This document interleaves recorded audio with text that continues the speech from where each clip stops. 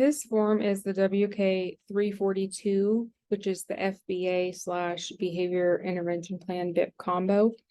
And this is different than the standalone 342 because this provides a more extensive behavior plan and can include an FBA or functional behavior analysis if that's something that your team is conducting for students. So when you pull up the form, the only thing you see is the reminder to just select FBA or BIP and then click save. And based on what you click, it will generate your form. So we are going to, if I click save, you can see that it first pulls up the functional behavioral assessment. And then under that, when that is completed, it will pull up the behavior intervention plan.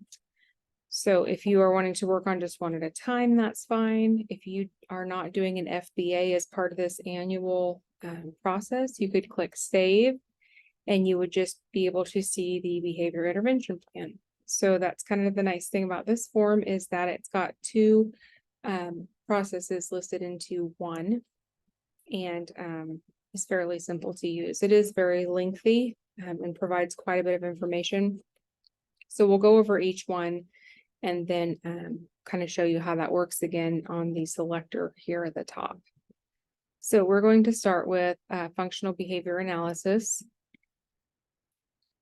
And I'm going to click on this and show you at the top that everything will be auto-filled in as long as it is on your demographics page. So let's say you're missing the attendance building or something and it's blank. You would go to your demographics page and make sure it's completed there, and that's what will trigger it to show over on this form. So you've got your plan date here at the top, which is the day that the IEP team is writing the plan, and then referred by who referred the student for a functional behavior assessment. So you put that person in here or that position in here. If there are any sections that you do not wish to complete, if you leave them blank, they will just print blank. So any of these sections can be omitted. The first section talks about all members who contributed. So you can type them in here. Just a reminder on these RTE boxes, the reason we have these, there's a lot more options, and you can include charts, graphs, pictures, bullet points. The copy and paste works better. So for example, on this one, if you wanted to say, there were several members, we had one, Amber, Brian, Lewis, whatever the case is, it's got some of that functionality, which makes it nice. And likewise, you could do things such as bullet points. So that kind of allows you to have a little bit more freedom in the design of the FBA. The second section talks about the information in this assessment. So there are some check boxes. You can check one or more, or you can check none of them, and you can click the other button and then make your description below. If you don't choose other, and you don't have anything else besides what's checked here, leave this blank and it will not print. Included in the FBA are the student strengths, a definition of the target behavior, which includes a chart down here that you can fill out. You do not have to use this chart. It is just here simply as a guideline for you to be able to make it a little bit easier to complete, especially if you're someone who's never completed it before. So you could come right in here if the target behavior was hitting 5 times daily. I'm just making this up right now for demo purposes. Duration 3 seconds for the hitting episode, and intensity, you might have a high, medium, low scale that you describe.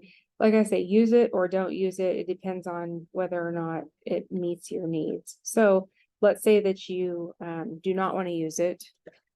You simply delete it and you can type in anything that you want to. You can also additionally add things to these charts within here, just like you would do on a Word document or a Google document. So you may also type before and after that, which is kind of nice. That will be consistent on all these RTE boxes that we have going forward. So the next one talks about record review and current life factors. Same thing. You can make checks. You can mark other and write it in the box.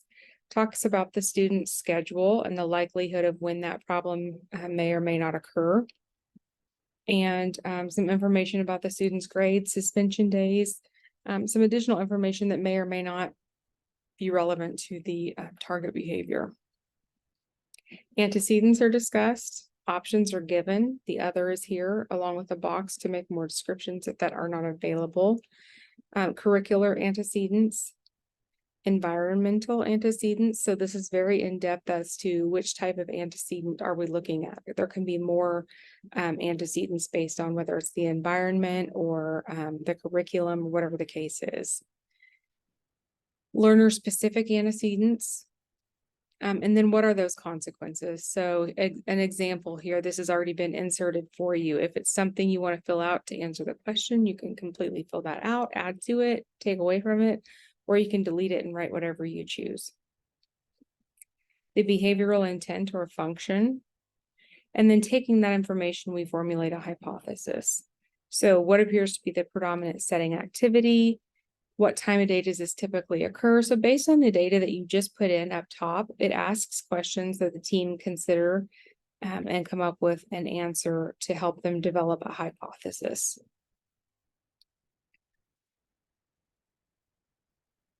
So once you answer those questions, we're looking at what is the functional behavior or the hypothesis statement. So it's got an example in there of how you can complete that. You are able to complete that however your agency has instructed it to be completed. So we do include an example, but like with anything else, you can delete that out of there, or you can use that as a template to fill it in. So based on the information in this, the team has determined the behavior plan is required or is not required. So if you click yes, it documents that. And if you click no, it will document that. So let's say in this specific instance, we said that yes, in fact, we do need a behavior intervention plan. So I'm going to come click here and save. And now when I scroll down, the behavior intervention plan shows up underneath what we just completed. I kind of like to uncheck this and click save. So I'm seeing one at a time initially. It's a little easier on the eyes, but you can do either way. So remember, none of the yellow will print out, but they are great reminders for you and for the staff on how to complete those, and tips about consent and PWNs and writing goals related to behavior plans that make sure you document accurately in the IEP, all the things associated with the behavior plan. This is very similar to the FBA. This, when you click new, you can see that we've got a new behavior of concern. So in this area, you have the behavior and the baseline data. This is one of those pre-populated charts that you can delete, or you can use it and complete it. You can add more lines to it if you want to. You can type anything you'd like to in that box. That's where you just document the behavior of concern. Most of this information is going to come from that FBA document. But if you're doing an annual IEP, you may not have that FBA attached to it for that record. Replacement behavior. Again, that can come from the FBA, or if it is not a year where you're doing that, it's the replacement behavior that you're wanting to teach. And this down here talks about the instructional methods. Here are some examples of instructional methods. It's got the other box. And so that way you can further explain these and or check other and type that over here as an explanation. Who is that responsible person? Is it the primary provider, related service provider, other? On this, you can check the primary provider, but if you click in here that the primary provider's name is Amber and you click save, we have gotten several reports that, WebKids deleted it, it didn't save it.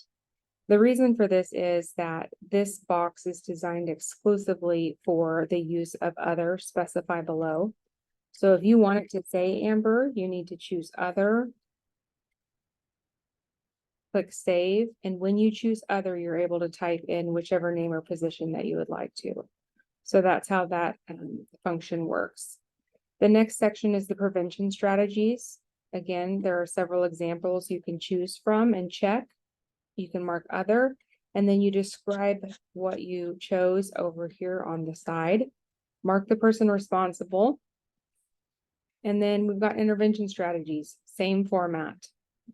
We've got consequences. This includes both positive consequences and negative consequences, and then an area to document those and the person responsible. Coming further down, you can see that there is a crisis response or emergency intervention. So for those students who, you've applied all your intervention strategies, you've done all the prevention techniques, there are some times when a student is not able to control the behavior and they demonstrate the targeted behavior despite your best efforts. So this spot here is designed for you to describe the plan of action for when that happens. So there are a couple leading questions in there for you to answer. If you don't like them, simply delete them out of there, or you can add your own, information in there. Whatever the case is, that's for you to complete in order to tell the team what is your crisis response or emergency intervention. And then if that crisis response or emergency intervention takes place, who is going to be the person responsible for notifying that parent? Progress monitoring is, of course, important, so it's included on the behavior plan. There's charting, behavior tracking. We include other because you can have multiple ways to progress monitor. So you type that in down here, and you also describe the frequency. It's got an option for other as well. So this is the example of your behavior intervention plan. If you have more than one behavior, you can come here and click new. And you've got record 1 behavior. And then when you scroll down, you've got record 2 behavior. So those things are going to all be based on what it is that that student needs specifically.